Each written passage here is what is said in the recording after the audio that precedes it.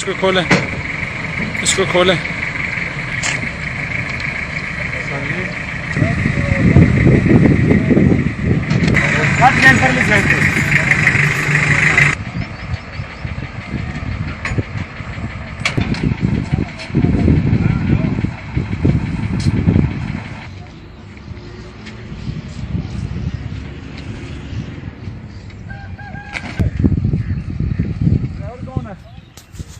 Driver कौन है? Driver बैठा हुआ है सर। आपकी क्या क्या है? ट्रक खाली है? खाली है, टैक्सी के लोग हैं।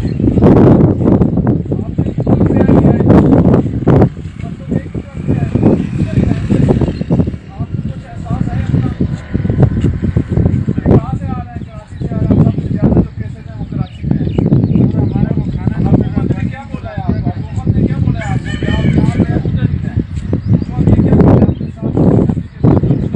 उधर ही हैं? हुकूमत ने क्या बोला है आपके साथ?